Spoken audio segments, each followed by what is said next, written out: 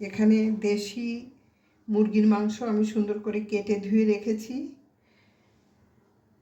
আর নিয়েছি ছোট ছোট নতুন আলু সুন্দর করে পরিষ্কার করে আমি ধুয়ে রেখেছি।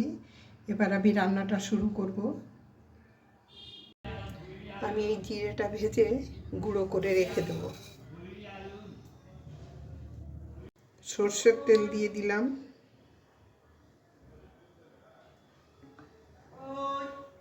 তেলটা গরম হয়ে গেছে, এবার আমি এই আলুগুলো একটু ভেজে নেব।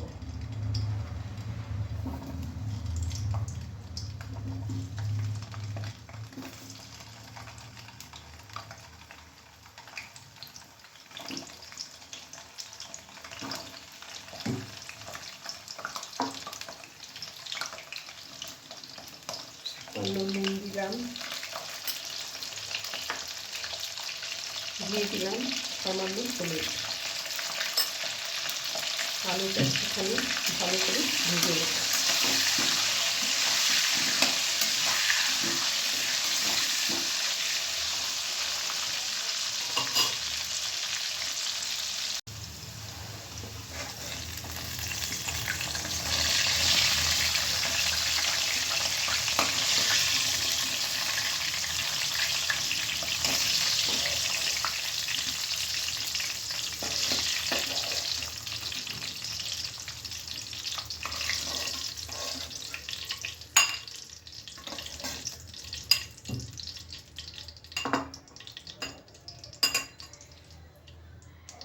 কিচেনে সবাইকে স্বাগত জানিয়ে আজকে আমার রান্নাটা শুরু করছি। আপনারা ভিডিওটা প্রথম থেকে শেষ অবধি দেখবেন। তো শুরু করি। এখানে আমি তেল গরম দিয়েছি, তেলটা গরমও হয়ে গেছে। এবার আমি ফোড়নে দিয়ে দেবো জিরে।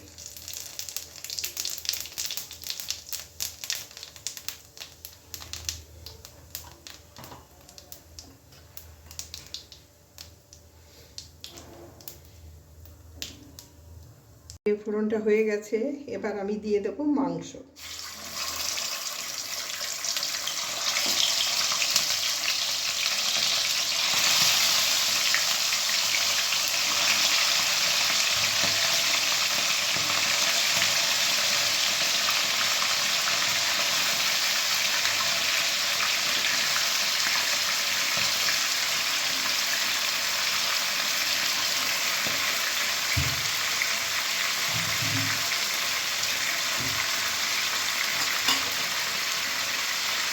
দিয়ে দেবো সামান্য নুন,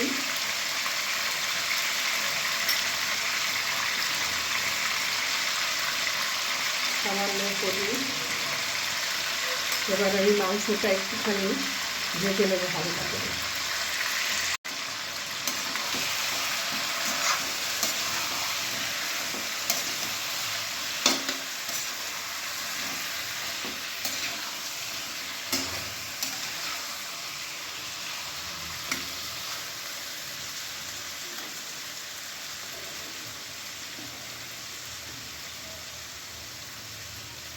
দিয়ে দিলাম কয়েকটা তেজপাতা। মাংসটা একটু নেড়ে চেড়ে নিয়েছি, এবার আমি দিয়ে দেবো আদা বাটা,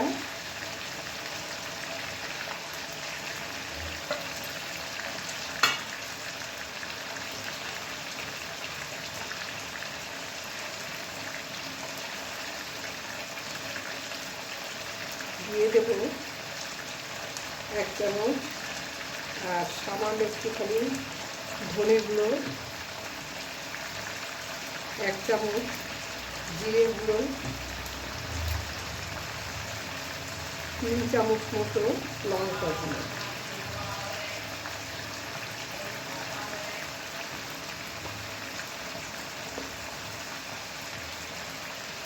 এবার আমি মাংসটা ভালো করে নেড়ে চেড়ে একটুখানি ঢাকা দিয়ে দেবো।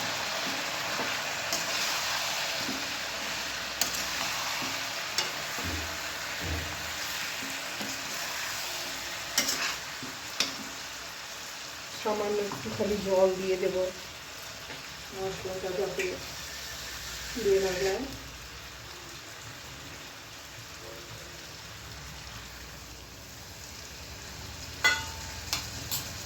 এবার আমি ঢেকে দিলাম।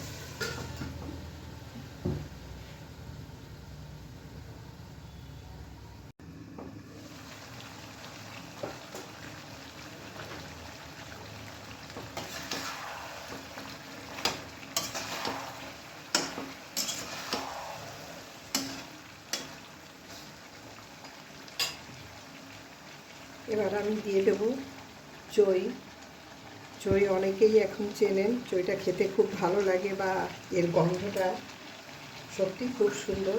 তো চইটা আমি দিয়ে দিলাম, মাংসের ভিতরে গন্ধটা বেশ সুন্দর মিশে যাবে। তো আমি আরেকটু ঢেকে দেব।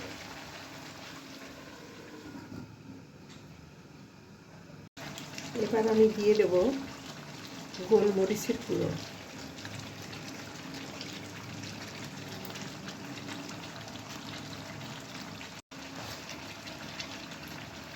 সামান্য নুন দিয়ে দিলাম, নুন একটু কম আছে, আপনারাও নুন হলুদটা একটুখানি দেখে নেবেন।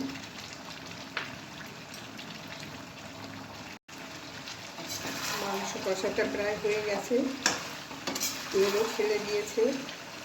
আর একটু বাদেই আমি আলুটা দিয়ে জল দিয়ে দেবো। আমি দিয়ে দিলাম ভেজে রাখা আলু।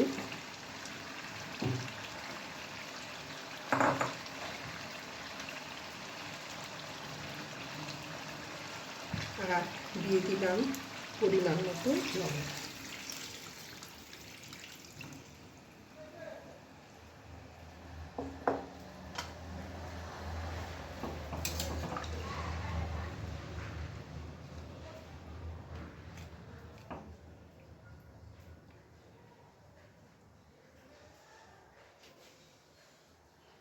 একটুখানি ঢেকে দিলাম।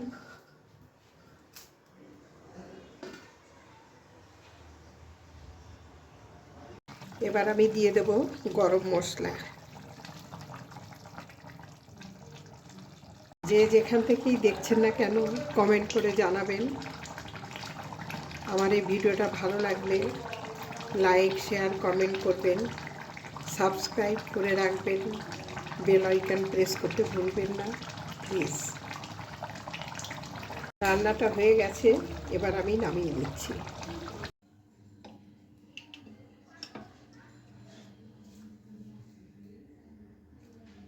এবার আমি দিয়ে দেব জিরে ভাজাগুলো। আমি আজকে যেভাবে পেঁয়াজ রসুন ছাড়া মাংসটা রান্না করলাম, আপনারা একবার এইভাবে রান্না করে খেয়ে দেখুন, আশা করি খুবই ভালো লাগবে। রান্নার পর এইভাবে জিরেটা ভেজে গুঁড়ো করে উপরে ছড়িয়ে দেবেন, গন্ধটা খুব সুন্দর হবে।